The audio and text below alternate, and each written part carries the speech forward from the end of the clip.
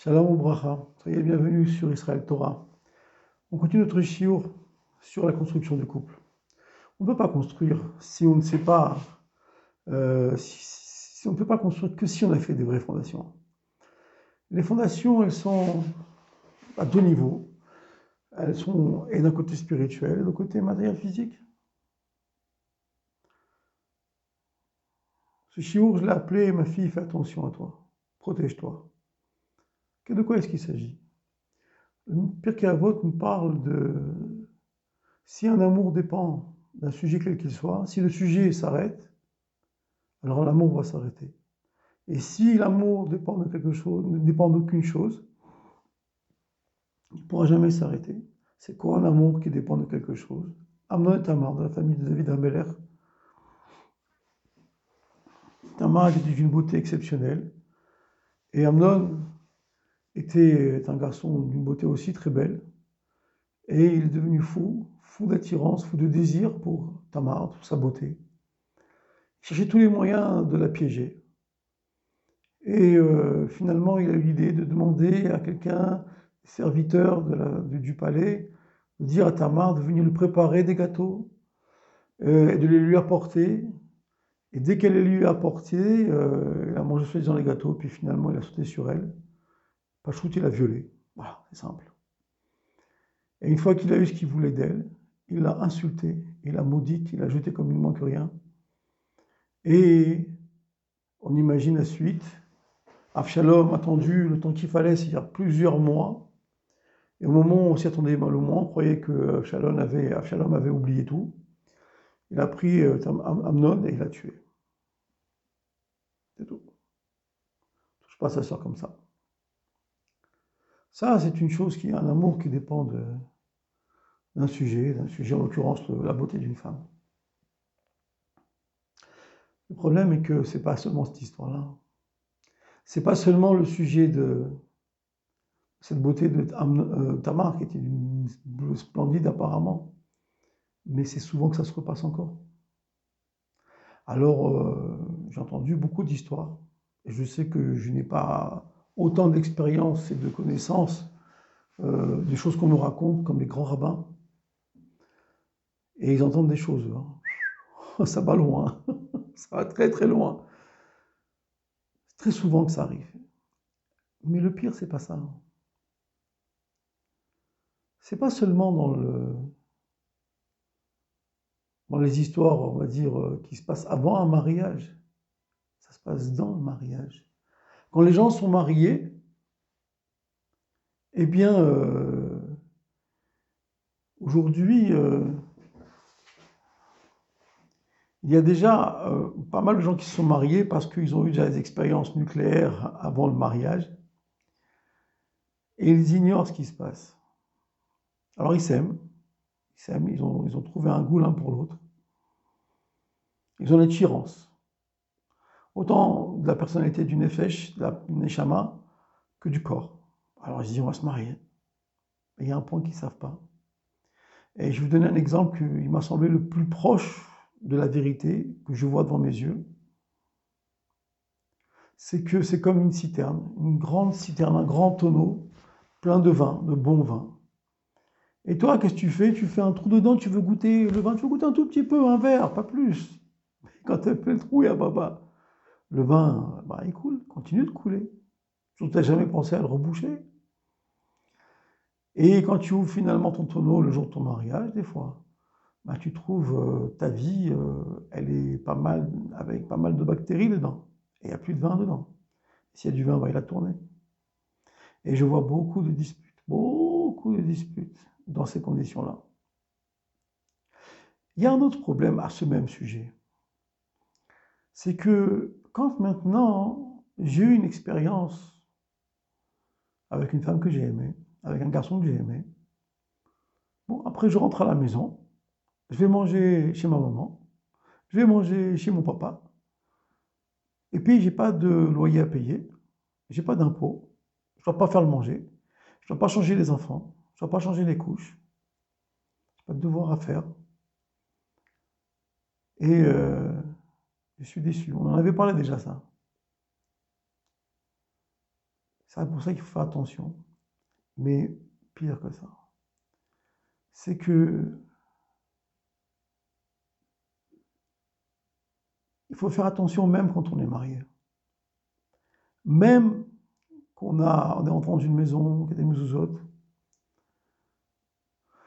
Je ne vais pas accuser le téléphone et Internet, parce que c'est pas vrai, c'est faux, c'est tellement faux.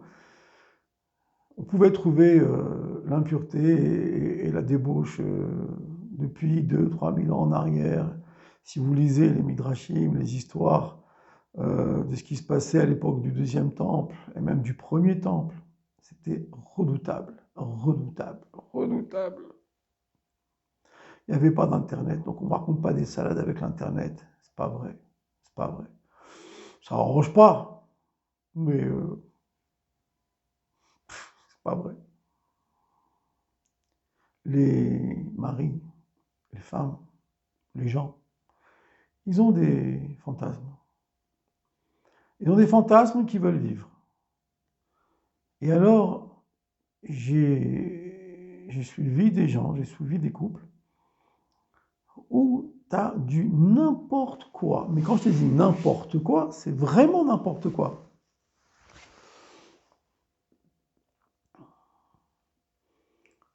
Pas d'horaire, pas de conscience des gens réveillés, pas de conscience de la situation d'une femme qui a besoin de se préparer. Et quand finalement le bonhomme, il a ce qu'il veut, il insulte sa femme et il la maudit. Ça existe encore. Et alors ma fille, je te dis une chose. Protège-toi. Mets-toi en garde. Sache dire non. C'est difficile parce qu'il y a un besoin et physique et nafshi. On a besoin au niveau de la neshama, au niveau du corps de se rencontrer. C'est vrai. Mais le retour de manivelle est extrêmement mauvais, extrêmement dangereux, extrêmement toxique.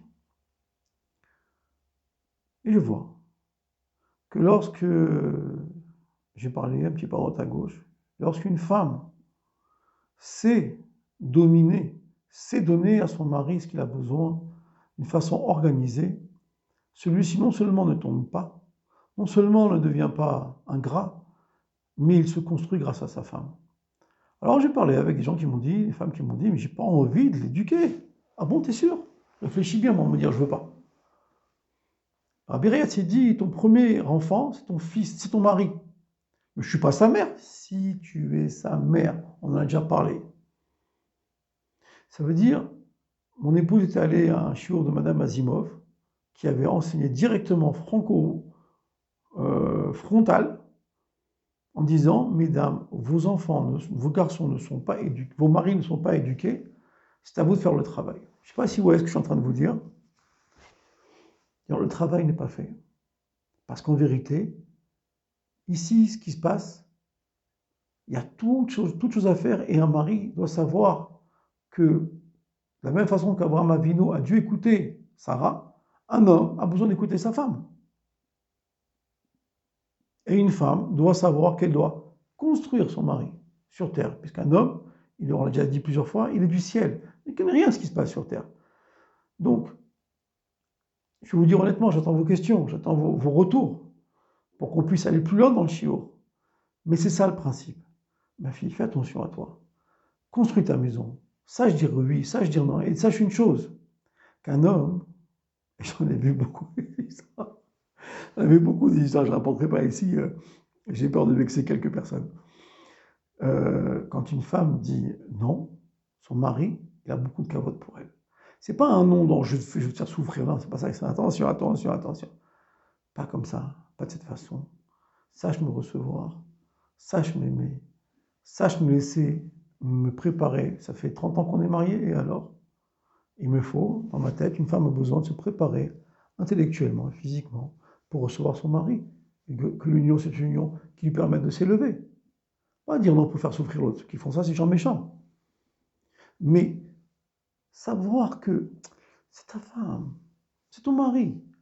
Il y a tout ce travail-là à faire. Une fille m'a dit, j'ai pas envie de faire ce travail. Bon, elle vient pas te plaire chez moi. Je t'explique qu'on a besoin de travailler. Travaille. Il n'y a pas de magie chez nous. Chez nous, il n'y a pas la magie. On nous demande de comprendre qu'on va y aller étape par étape. Cette conscience, elle est constructrice. Elle permet de fonder le monde. Et ce qui sort de là, ce sont des enfants extrêmement puissants, extrêmement forts dans leur morale et dans leur corps et dans leurs convictions. Quand ça se passe de cette façon-là, on est sûr d'avoir toutes les brachot du monde. Le rabbi il dit que la source de toutes les brachot, c'est l'union entre un homme et son épouse, bien faite, avec et l'intellect, laisser le temps à une femme et à un homme de se préparer qu'ils vont s'unir. Et ça prend du temps, on en parle, même la veille, même l'avant-veille. On n'est pas obligé d'être comme des animaux, au contraire.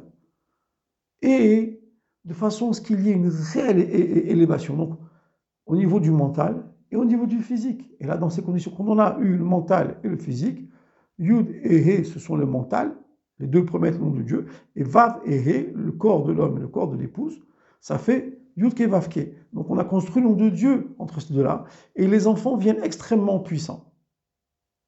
Que Dieu vous bénisse, que Dieu nous bénisse tous, qu'on soit méritants par le couple de recevoir le Mashiach.